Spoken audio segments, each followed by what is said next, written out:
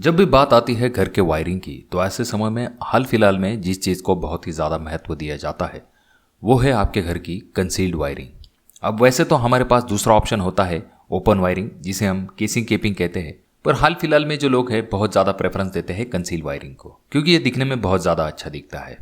तो चलिए हम जानते हैं कि ऐसी कौन कौन सी मिस्टेक हो जाती है जब भी आप कंसील्ड वायरिंग करते हैं। तब दोस्तों ऐसे बहुत से पॉइंट्स हो जाते हैं जो कि आपको ध्यान में नहीं आते जब भी आप इस वायरिंग को करते हैं। तब इन पॉइंट का अगर आप ध्यान रखते हो तो डेफिनेटली कंसील वायरिंग आपके घर की बहुत ही अच्छी हो सकती है। तो चलिए हम जानते हैं कि वो कौन कौन से पॉइंट है जिनके तरफ आपको ध्यान देना है। सबसे पहले पॉइंट की तरफ अगर हम बात करेंगे दोस्तों, जब भी आप स्लैब में से पाइप डलवाते हैं तो ऐसे वक्त में आपका जो स्लैब है उसकी थिकनेस मिनिमम 5 इंच तक होनी चाहिए। 5 इंच से कम आपका स्लैब नहीं होना चाहिए।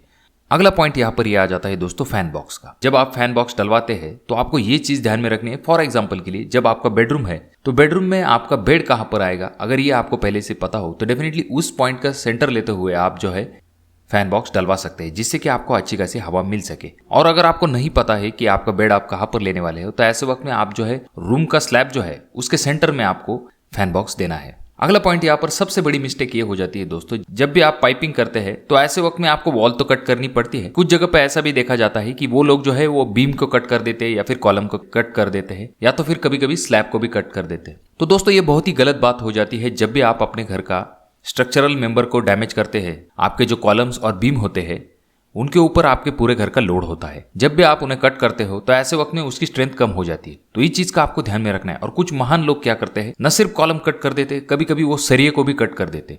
तो डेफिनेटली ये बहुत ही बड़ी गलती हो जाती है दोस्तों। इस चीज को आपको ध्यान में रखना है कि आपके घर का स्लैब, कॉलम, बीम ऐसे चीजों को आपको कट नहीं करना है। खास करके कॉलम को तभी कट करने की जरूरत पड़ती है जब आपका पाइप एक वॉल से दूसरी वॉल की तरफ जा रहा होता है। तो ऐसे वक्त में बीच में खास करके कॉलम आता है। तो इसके लिए आप क्या सोल्यूशन कर सकते हैं, जब भी आपका फैन बॉक्स आप डलवाते हैं स्लैब में तो ऐसे वक्त में चारों बाजू से अगर आप पाइप डलवा के रखते हैं, भले आप पॉइंट निकालने वाले हो या फिर ना हो, तो ऐसे वक्त में वहां पर आप डायरेक्टली बीम में से जो नीचे पॉइंट आता है आपका वो दीवार में आता है। उसकी वजह से आपको जो है क्रॉसिंग करने की जरूरत नहीं पड़ती। तो इससे आपको कॉलम कट करने की भी जरूरत नहीं पड़ेगी और आपके वायरिंग पॉइंट्स भी आ जाएंगे। तो इस पॉइंट को आपको बहुत ज्यादा ध्यान में रखना है दोस्तों। अगला पॉइंट ये आ जाता है दोस्तों, जब आप झरी मारते यानी कि जो पाइप बैठाने के लिए जो बीच में आप कट करते हैं वॉल को, तो वो करते समय आपको ये चीज ध्यान में रखनी है, अगर खास करके 4 इंची वॉल है तो ऐसे वक्त में अगर आप उसे बहुत ही ज्यादा ब्रेकर से ठोकते बैठेंगे तो वॉल जो है वो बहुत ही ज्यादा ढीली हो जाती है। तो इस चीज को आपको ध्यान में रखना है, वहां पर आपको बहुत ही ज्यादा केयरफुली काम करना है। इसके लिए क्या सोल्यूशन है दोस्तों, इसके लिए आप क्या कीजिए, डायरेक्टली ग्राइंडर से कट करने के बाद क्रॉस करके अगर कटिंग करते हैं तो उसके बाद में ब्रेकर का इस्तेमाल करेंगे तो डेफिनेटली बहुत ही इजीली वॉल जो है वो कट हो जाएगी। और जो ब्रेकर की वजह से वाइब्रेशन होने की वजह से जो दीवार ढीली होती है तो वो भी नहीं हो जाएगी। अब अगले पॉइंट की तरफ बढ़ेंगे हम। यहाँ पर जो आपने कटिंग की होती है वहां पर जब आप प्लास्टर करते हैं ऐसे वक्त में वहां पर बहुत बार देखा गया है कि जहां पर आपके पाइप होते हैं वहां पर क्रैक दिखाई देते हैं।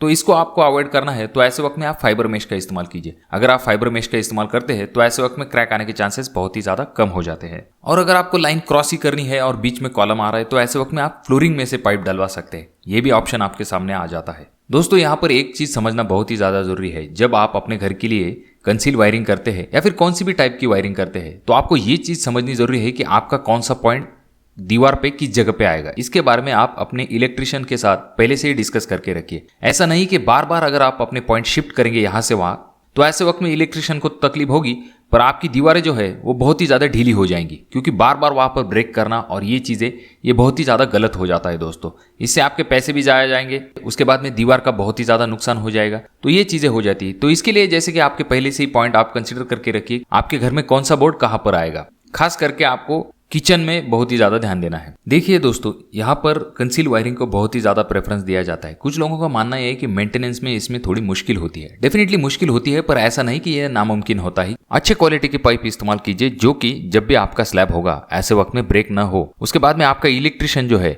वो मौजूद होना चाहिए जब भी आपके घर का स्लैब डलवाने वाले हो तब, क्योंकि अगर कोई पाइप खुल गया या फिर निकल गया तो ऐसे वक्त में वो उसे तुरंत वहां पर क्लियर कर सकता है। तो इस वीडियो से आपको कौन कौन से पॉइंट पता चले, एक तो आपको स्लैब की थिकनेस मिनिमम 5 इंच लेनी है। उसके बाद में आपको किसी भी प्रकार का कंक्रीट, उसके बाद में आगे चल के आपका बीम, कॉलम, स्लैब ऐसी चीजों को कट नहीं करना है। और तो और किसी भी प्रकार के स्टील बार को कट करने की गलती बिल्कुल भी मत कीजिए, क्योंकि अगर आप स्टील बार तक पहुंचते हैं तो ऐसे वक्त में आपने बहुत ज्यादा कंक्रीट कट किया होता है। और अगर आप फाइबर मेश लगाते हैं तो डेफिनेटली आपके दीवार में क्रैक आने के चांसेस बहुत ज़्यादा कम हो जाते हैं। दोस्तों, अगर आप ओपन वायरिंग यानी कि जिसे हम केसिंग केपिंग वायरिंग कहते हैं और कंसील्ड वायरिंग, इन दोनों में कौन सा विकल्प आपके लिए बेहतर है, इसके बारे में हमने एक सेपरेट वीडियो बना के रखी है। आई बटन में उसका लिंक मैं दे दूंगा, आप जाकर उस वीडियो को भी देख सकते हो। तो दोस्तों, ये था आज का वीडियो। मैं आशा करता हूँ कि वीडियो आपको अच्छा लगा होगा। वीडियो अगर आपको अच्छा लगा हो तो ज़रूर इसे लाइक कर दीजिए, और अभी तक आपने चैनल को सब्सक्राइब नहीं किया दोस्तों तो कैसे चलेगा। चैनल को जरूर सब्सक्राइब कीजिए, और आपके कोई अनमोल सवाल या फिर सुझाव हो तो डेफिनेटली कमेंट कीजिए। और ये वीडियो आपको बहुत ही ज़्यादा अच्छी लगी हो तो ज़रूर इसे शेयर कर दीजिए। तो मैं मिलूंगा आपको अगली वीडियो में, तब तक के लिए धन्यवाद। जय हिंद।